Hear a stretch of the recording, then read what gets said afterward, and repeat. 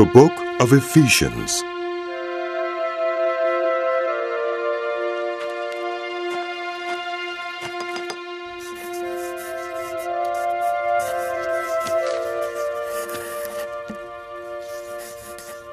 Paul, an apostle of Christ Jesus by the will of God, to God's holy people in Ephesus, the faithful in Christ Jesus.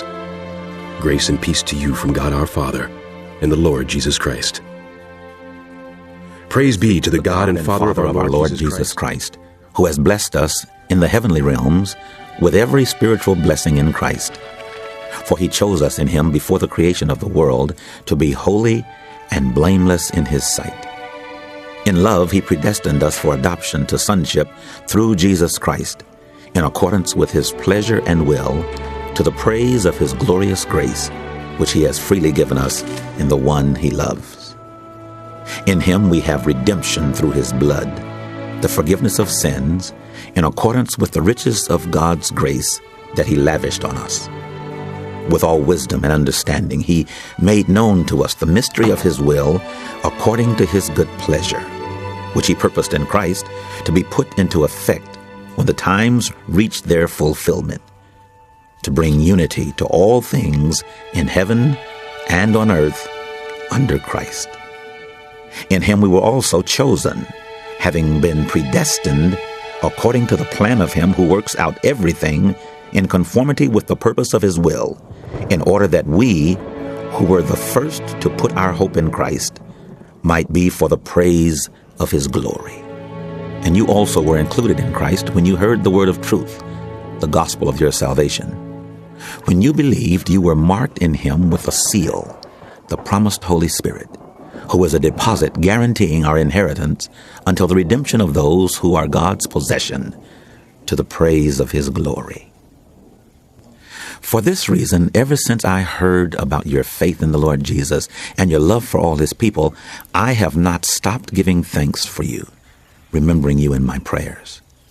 I keep asking that the God of our Lord Jesus Christ, the glorious Father, may give you the spirit of wisdom and revelation, so that you may know him better. I pray that the eyes of your heart may be enlightened, in order that you may know the hope to which he has called you, the riches of his glorious inheritance in his people, and his incomparably great power for us who believe. That power is the same as the mighty strength he exerted when he raised Christ from the dead and seated him at his right hand in the heavenly realms, far above all rule and authority, power and dominion, and every name that can be invoked, not only in the present age, but also in the one to come. And God placed all things under his feet and appointed him to be head over everything for the church, which is his body, the fullness of him who fills everything in every way. As for you, you were dead in your transgressions and sins, in which you used to live when you followed the ways of this world and of the ruler of the kingdom of the air, the spirit who is now at work in those who are disobedient. All of us also lived among them at one time, gratifying the cravings of our sinful nature and following its desires and thoughts. Like the rest, we were by nature deserving of wrath. But because of his great love for us, God, who is rich in mercy, made us alive with Christ, even when we were dead in transgressions. It is by grace you have been saved. And God raised us up with Christ and seated us with him in the heavenly realms in Christ Jesus, in order that in the coming ages he might show the incomparable riches of his grace, expressed in his kindness to us in Christ Jesus. For it is by grace you have been saved through faith, and this is not from yourselves. It is the gift of God, not by works, so that no one can boast. For we are God's handiwork, created in Christ Jesus to do good works, which God prepared in advance for us to do. Therefore, remember that formerly you who are Gentiles by birth and called uncircumcised by those who call themselves the circumcision, which is done in the body by human hands, remember that at that time you were separate from Christ, excluded from citizenship in Israel, and foreigners to the covenants of the promise, without hope and without God in the world. But now in Christ Jesus, you who were once far away have been brought near by the blood of Christ. For he himself is our peace, who has made the two one, and has destroyed the barrier, the dividing wall of hostility, by setting aside in his flesh the law with its commands and regulations. His purpose was to create in himself one new humanity out of the two, thus making peace, and in one body to reconcile both of them to God through the cross, by which he put to death their hostility. He came and preached peace to you who were far away, and peace to those who were near. For through him we both have access to the Father by one Spirit. Consequently, you are no longer foreigners and strangers, but fellow citizens with God's people, and also members of his household, built on the foundation of the apostles and prophets, with Christ Jesus himself as the chief cornerstone. In him the whole building is joined together and rises to become a holy temple in the Lord. And in him you too are being built together to become a dwelling in which God lives by his Spirit. For this reason I, Paul, the prisoner of Christ Jesus, for the sake of you Gentiles, surely you have heard about the administration of God's grace that was given to me for you, that is, the mystery made known to me by revelation, as I have already written briefly. In reading this, then, you will be able to understand my insight into the mystery of Christ, which was not made known to people in other generations, as it has now been revealed by the Spirit to God's holy apostles and prophets. This mystery is that through the gospel the Gentiles are heirs together with Israel, members together of one body, and sharers together in the promise in Christ Jesus. I became a servant of this gospel by the gift of God's grace given me through the working of his power. Although I am less than the least of all the Lord's people, this grace was given me to preach to the Gentiles the boundless riches of Christ, and to make plain to everyone the administration of this mystery, which for ages past was kept hidden in God, who created all things. His intent was that now, through the church, the manifold wisdom of God should be made known to the rulers and authorities in the heavenly realms, according to his eternal purpose that he accomplished in Christ Jesus our Lord. In him and through faith in him, we may approach God with freedom and confidence. I ask you, therefore, not to be discouraged because of my sufferings for you, which are your glory. For this reason I kneel before the Father, from whom every family in heaven and on earth derives its name. I pray that out of his glorious riches he may strengthen you with power through his Spirit in your inner being, so that Christ may dwell in your hearts through faith. And I pray that you, being rooted and established in love, may have power, together with all the Lord's people, to grasp how wide and long and high and deep is the love of Christ, and to know this love that surpasses knowledge, that you may be filled to the measure of all the fullness of God. Now to him who is able to do immeasurably more than all we ask or imagine, according to his power that is at work within us, to him be glory in the church and in Christ Jesus throughout all generations, forever and ever. Amen. As a prisoner for the Lord, then, I urge you to live a life worthy of the calling you have received. Be completely humble and gentle. Be patient, bearing with one another in love. Make every effort to keep the unity of the Spirit through the bond of peace. There is one body and one Spirit, just as you were called to one hope when you were called. One Lord, one faith, one baptism, one God and Father of all, who is over all and through all and in all. But to each one of us grace has been given as Christ apportioned it. That is why it says, when he ascended on high, he took many captives and gave gifts to his people. What does he ascended mean except that he also descended to the lower earthly regions? He who descended is the very one who ascended higher than all the heavens in order to fill the whole universe. So Christ himself gave the apostles, the prophets, the evangelists, the pastors and teachers to equip his people for the work of service, so that the body of Christ may be built up until we all reach unity in the faith and in the knowledge of the Son of God and become mature, attaining to the whole measure of the fullness of Christ. Then we will no longer be infants, tossed back and forth by the waves and blown here and there by every wind of teaching and by the cunning and craftiness of people in their deceitful schemings.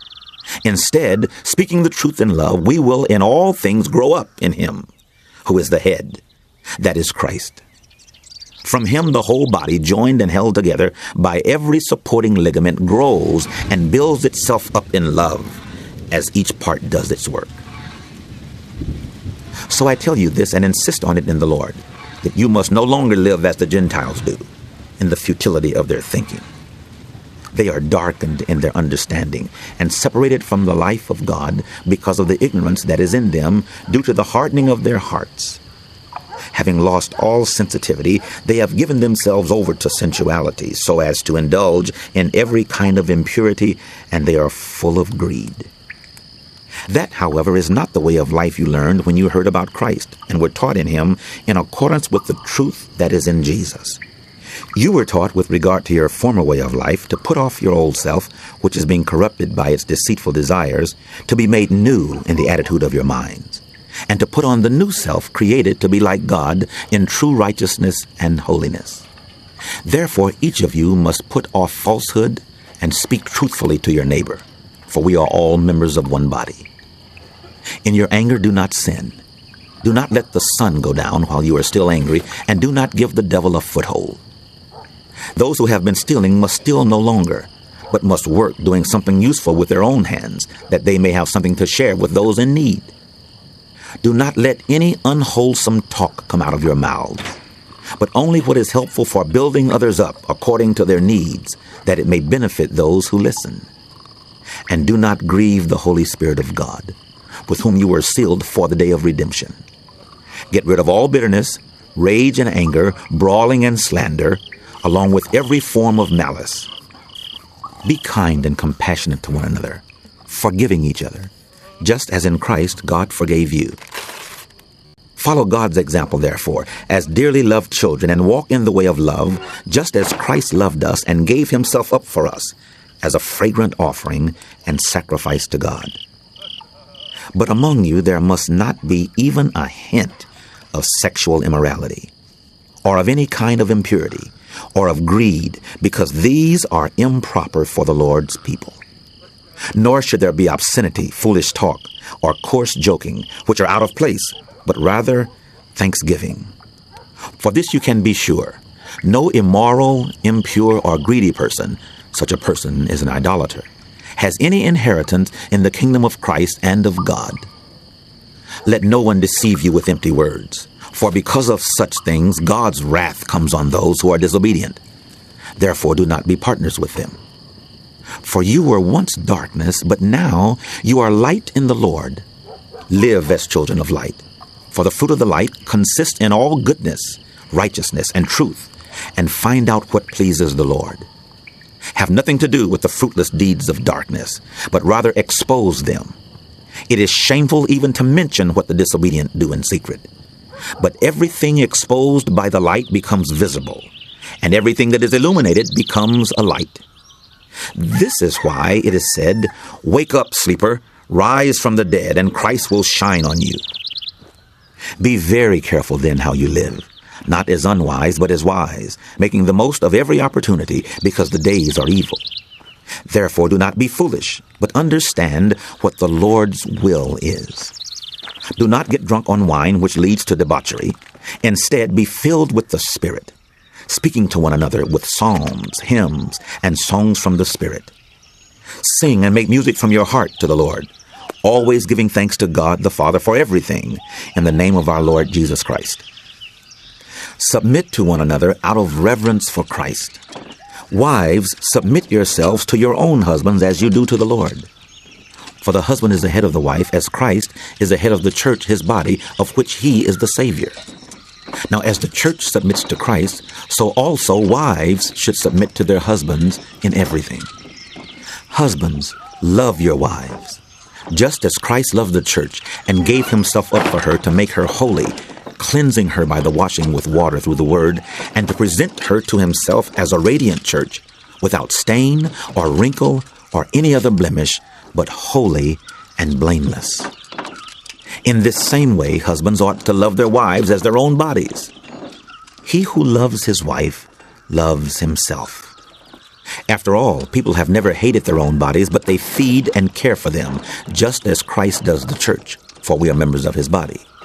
For this reason, a man will leave his father and mother and be united to his wife, and the two will become one flesh. This is a profound mystery, but I'm talking about Christ and the church. However, each one of you also must love his wife as he loves himself, and the wife must respect her husband. Children, obey your parents in the Lord, for this is right. Honor your father and mother, which is the first commandment with the promise, so that it may go well with you and that you may enjoy long life on the earth. Fathers, do not exasperate your children. Instead, bring them up in the training and instruction of the Lord. Slaves, obey your earthly masters with respect and fear, and with sincerity of heart, just as you would obey Christ. Obey them not only to win their favor when their eye is on you, but as slaves of Christ, doing the will of God from your heart. Serve wholeheartedly as if you were serving the Lord, not people, because you know that the Lord will reward each one of you for whatever good you do, whether you are slave or free. And masters, treat your slaves the same way. Do not threaten them, since you know that he who is both their master and yours is in heaven, and there is no favoritism with him. Finally, be strong in the Lord and in his mighty power. Put on the full armor of God so that you can take your stand against the devil's schemes. For our struggle is not against flesh and blood, but against the rulers, against the authorities, against the powers of this dark world, and against the spiritual forces of evil in the heavenly realms. Therefore, put on the full armor of God, so that when the day of evil comes, you may be able to stand your ground, and after you've done everything, to stand. Stand firm then, with the belt of truth buckled around your waist, with the breastplate of righteousness in place, and with your feet fitted with the readiness that comes from the gospel of peace. In addition to all this, take up the shield of faith, with which you can extinguish all the flaming arrows of the evil one. Take the helmet of salvation and the sword of the Spirit, which is the word of God. And pray in the Spirit on all occasions with all kinds of prayers and requests. With this in mind, be alert and always keep on praying for all the Lord's people. Pray also for me, that whenever I speak, words may be given me, so that I will fearlessly make known the mystery of the gospel, for which I am an ambassador in chains. Pray that I may declare it fearlessly as I should. Tychicus, the dear brother and faithful servant in the Lord, will tell you everything, so that you also may know how I am and what I'm doing. I am sending him to you for this very purpose, that you may know how we are, and that he may encourage you. Peace to the brothers and sisters, and love with faith from God the Father and the Lord Jesus Christ. Grace to all who love our Lord Jesus Christ with an undying love.